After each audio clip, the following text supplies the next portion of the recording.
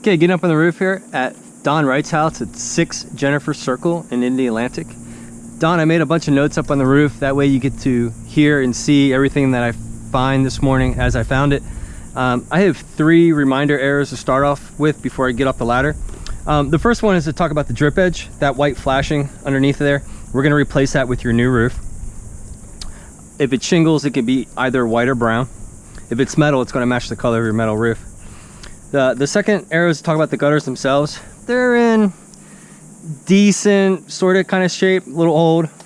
I think you mentioned perhaps taking those down. We'll gladly remove those and dispose of those. And I was going to get you in contact with the gutter and soffit company if you like as well too. And then the third error is to talk about what's in the gutters. You can see what's left of all the granules that were up on the shingles are now in the gutter itself. And the reason why I bring that up is because one of the most obvious but most important things about your roof is the loss of granules. It's literally down to the last bits on the shingles. And the reason why the granules are so important is because the granules, in every sense of the word, are the sunblock for your house. So once the granules on the shingles are lost, all the protective chemicals in the asphalt shingles start to leach out, and the shingles become extraordinarily brittle, exactly like saltine crackers. They literally just break right off. So kind of forget about hurricane season. Anything over tropical storm force winds, these shingles are just literally going to just start breaking off because they're no longer pliable in any sense of the word. Forgive me if I'm overstating the obvious. I just want you to have a very clear picture of the roof. All in all, I give the roof extremely high marks, especially for its stability. It literally feels like concrete underfoot, and that's that, you know, perfect 1960s construction. They use plank boards typically, so really solid underneath of it. Excellent. Talked with Greg a little bit, and he instructed me about how we're gonna remove and gladly dispose of the old-timey hot water heater, the pull solar system there as well too. And we're going to replace the attic ridge vents with the new low profile Omni, they call it, and it also has the matching shingles on top of it as well too. If it's metal, it vents under the ridge cap. And then we talked about that.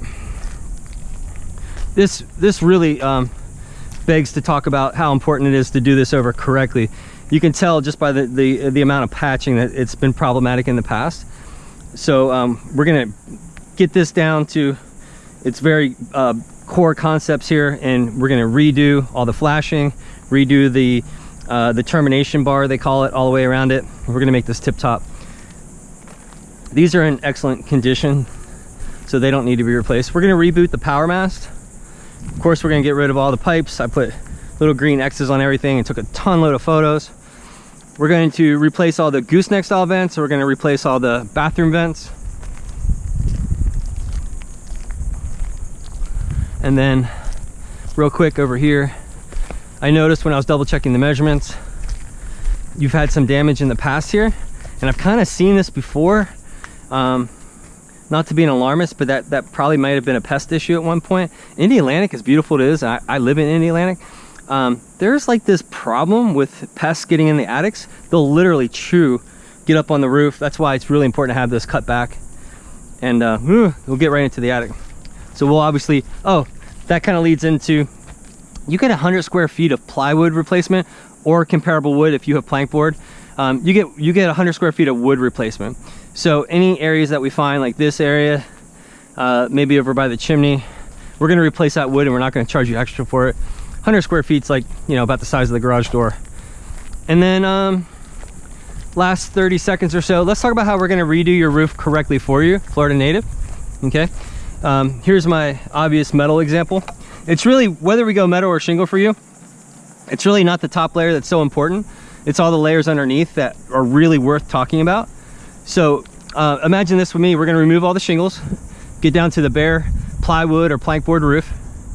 The 2 building codes that are so important here in Florida, especially in Brevard County, the first one says re-nail the roof to code, the new code. The code says place a new nail holding your plywood to your roof trusses every 6 inches. We go every 4 to 5 inches. We're going to double, triple the number of nails holding your plywood to your roof trusses. Okay, and then The next one, probably the most important one for you, is the waterproof barrier. Every inch of this bare plywood roof is going to be covered with highly rubberized waterproof membrane. And once that stuff touches wood, you literally cannot peel it off. So in the event that, let's just say your aluminum roof folds back and damages your brand new shingle roof, it's still not going to allow water inside the house. So that's why that's so important.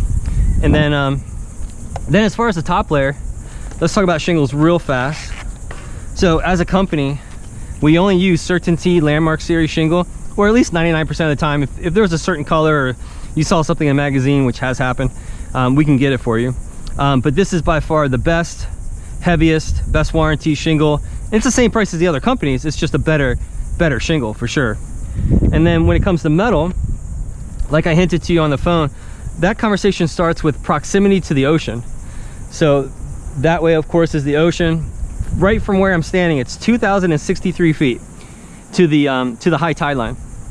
And like I mentioned, there's a 1,500 foot rule. If you're within that 1,500 feet, then you have to have aluminum versus galvanized. Technically they call it Galvalume these days. So you are more than eligible for a metal roof, and you don't have to pay extraordinarily extra for aluminum versus the rather standard 26 gauge Galvalume metal roof, which I think would look really good on your house.